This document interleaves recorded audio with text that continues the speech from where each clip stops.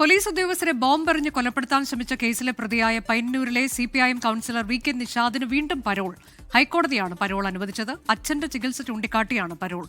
അജീഷ് ജയകുമാർ വിവരങ്ങളുമായി. അജീഷ്, കഴിഞ്ഞ ദിവസങ്ങളിലൊക്കെ പല വാർത്തകൾ നമ്മൾ നൽകിയതാണ്. അപ്പോൾ വാരിക്കോരിയാണ് പരോൾ. അങ്ങനെയാണ് അനുജ. കാരണം നവംബർ 25-നാണ് ഈ VK നിഷാദിനെ 20 വർഷത്തേക്ക് തളിപ്പറമ്പ് കോടതി ശിക്ഷിച്ചത്. പയ്യന്നൂരിൽ പോലീസിനെ ബോംബെറിഞ്ഞ് കൊലപ്പെടുത്താൻ ശ്രമിച്ച കേസിലായിരുന്നു അന്ന് കോടതി ശിക്ഷിച്ചത്.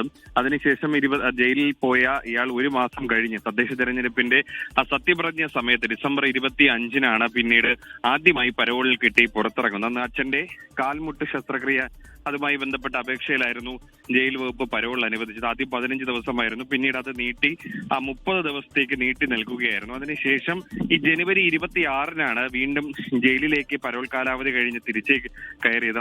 അന്നായിരുന്നു കുഞ്ഞികൃഷ്ണനെ പാർട്ടി ജില്ലാ കമ്മിറ്റിയിൽ നിന്ന് പുറത്താക്കിയ ആ തീരുമാനം പുറത്തു വന്ന ദിവസം. അന്ന് ഈ പയ്യന്നൂരിൽ പല ആഘോഷ പരിപാടികളും നടന്നിരുന്നു. ഈ ആഘോഷ പരിപാടികളിലും പങ്കെടുത്തതിന് ശേഷമായിരുന്നു അദ്ദേഹം ഈ ജയിലിലേക്ക് കയറിയത്. പിന്നീട് വീണ്ടും പരോൾ അപേക്ഷ നൽകുകയായിരുന്നു. ഇതേ കാരണം തന്നെയാണ് പരോൾ അപേക്ഷയിൽ ചൂണ്ടിക്കാട്ടിയത്. പക്ഷേ ജയിൽ സൂപ്രണ്ട് ഈ അപേക്ഷ തള്ളുകയായിരുന്നു. അതിനുശേഷമാണ് ഹൈക്കോടതിയെ സമീപിച്ചത്. പക്ഷേ ഹൈക്കോടതി ഈ നിഷാദിന്റെ അപേക്ഷ പരിഗണിച്ച് ഒരാഴ്ചത്തേക്കാണ് ഇപ്പോൾ പരോൾ നൽകിയിട്ടുള്ളത്. ഇയാളുടെ കൂടെ അന്ന് ശിക്ഷിക്കപ്പെട്ട TC നന്ദകുമാർ, ഇതേ കേസിൽ തന്നെയാണ് ശിക്ഷിക്കപ്പെട്ടത് 20 വർഷത്തേക്ക്. TC നന്ദകുമാറിന് ഈ കണ്ണൂർ സെൻട്രൽ ജയിലിൽ നിന്ന് ഇപ്പോൾ ഒരാഴ്ചത്തേക്ക് പരോൾ അനുവദിച്ചിട്ടുണ്ട്. അത് ജയിൽ വകുപ്പ് തന്നെയാണ്.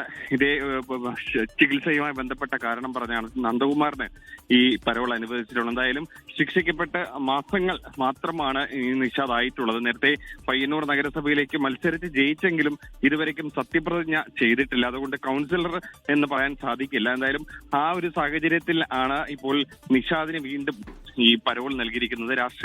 കോൺഗ്രസ് അടക്കമുള്ള പ്രതിപക്ഷം ആരോപിക്കുന്നത് ഇത് വലിയ സ്വാധീനം ഉള്ളത് കൊണ്ടാണ് ഈ നിഷാദിനെ പോലുള്ളവർക്ക് ഈ പരോൾ വാരിക്കൂറി നൽകുന്നത് എന്നായിരുന്നു. എന്തായാലും അത് തെളിയിക്കുന്നത് കൂടിയാണ് ഇപ്പോൾ വീണ്ടും ജയിലിലേക്ക് തിരികെ പോയി 3 ആഴ്ചയ്ക്ക് ശേഷം വീണ്ടും പരോൾ കിട്ടിയതിന്റെ ആ ഒരു കാരണമായിട്ട് നമുക്ക് മനസ്സിലാക്കാൻ സാധിക്കുന്നത്.